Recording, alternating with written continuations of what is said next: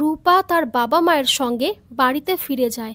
তারপরে সাক্ষ্যদীপ চারুকে বলে, আমার মেয়েটা সারা জীবন ধরে অনেক কষ্ট করেছে, আমার মেয়েটা আর কত স্যাক্রিফাইস করবে বলতে পারো? অন্যদিকে উর্মি আর জয়কে সঙ্গে নিয়ে রত্না দেবী রূপার উদ্দেশ্যে দীপাকেই কথা শুনিয়ে বলে, যখন আমরা খারাপ ছিলাম তখন আমরা ভালো ছিলাম, যেই দিন থেকে ভালো হয়েছি পোড়ামুখী দীপার কালো কপালের কালো ছায়া এসে পড়েছে আমাদের জীবনে। রূপা বলে, অন্যায় তো আমি করেছি, যা বলার আমাকেই বলো।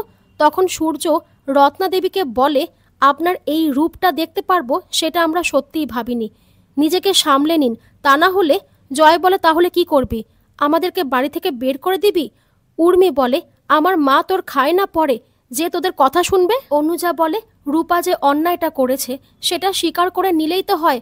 রূপা বলে, আমি তো কোনো অন্যায় করিনি, তাহলে আমি স্বীকার করব কেন? উর্মি জয়কে নিয়ে বেরিয়ে যাওয়ার কথা বললে সূর্য কোনোভাবে জয়কে আটকে নেয়। এইদিকে মন খারাপ করে রূপা ওপরে চলে আসে। দীপা রূপাকে বোঝানোর চেষ্টা করে, কিন্তু রূপা তার মাকে বলে, তোমার বোনের জন্য তুমি আমাকে টেকেন ফর গ্র্যান্টেড করে নিয়েছো মা। গোটা পৃথিবী একদিকে আর তুমি আরেকদিকে, সেই তুমি আমাকে অবিশ্বাস করলে। এর পরের দিন সকালবেলা যখন সোনারূপা স্কুলে যাবে সেই সময় সূর্যর কাছে একটা ফোন আসে। রূপা ফোনটা তুললে প্রবীর জিজ্ঞেস করে, কে বলছো? তখনই রূপা বলে যে, আমি তো রূপা।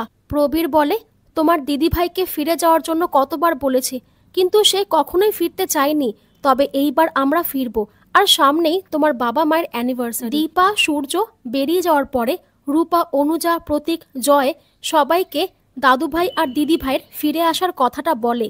তারপরে বলে বাড়িতে একটা বড় করে সেলিব্রেশন হবে। উর্মি ভাবে, মা একবার বাড়িতে ফিরে আসুক, তারপরে আমি সবটা বলবো। এইদিকে রত্না দেবী বলে, আমি ঘটনাটা এমনভাবে সাজাবো যাতে রূপা কেস খায়।